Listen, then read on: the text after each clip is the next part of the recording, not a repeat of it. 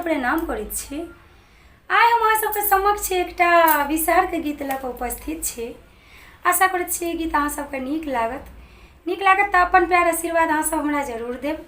हमरा चैनल के सब्सक्राइब कऽ देबै, वीडियो के लाइक कऽ देबै और कमेंट कऽ के बताबी गीत केहन लागत। सुनू अहाँ सब। साउने मास चढ़िते विषहरी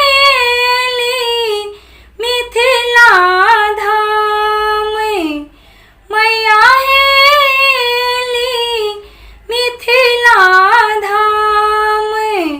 राम तुलसी छाड़ी विषहरी करथी आराम।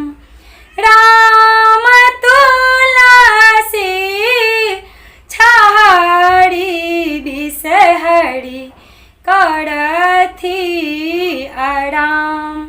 साउने मास चढ़ैते विषहरी मिथिला धाम, मैया हेली मिथिला धाम। राम तुलसी छाड़ी विषहरी करथी आराम। राम तुलसी छाड़ी विषहरी करथी आराम। दर्शन दिया विषहरी माय, मैया हे विषहरी माय। राम पियर साड़ी सजल विषहरी लागथी सुंदर। राम पियर साड़ी सजल विषहरी लागथी सुंदर। आहाँ के बैसक विषहरी मना केरे पात, मैया हे मना केरे पात। राम दूध लाबा खाए विषहरी दिया ही बात। राम दूध लाबा खाए विषहरी दिया ही बात। हमरो ले करबै विषहरी कानियो विचार, मैया हे कानियो विचार।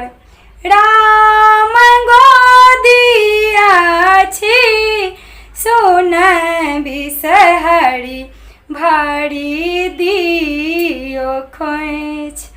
राम गोदिया छी सुन विषहरी भरी दियो खोइछ। भानाहि विद्यापति सुनु विषहरी माय, मैया हे सुनु विषहरी माय। राम सदाये दहीन होइयो सेवक रक्षे पाल। राम सदाये दहीन होइयो सेवक रक्षे पाल। सावन मास चढ़िते विषहरी मिथिला धाम, मैया हेली मिथिला धाम।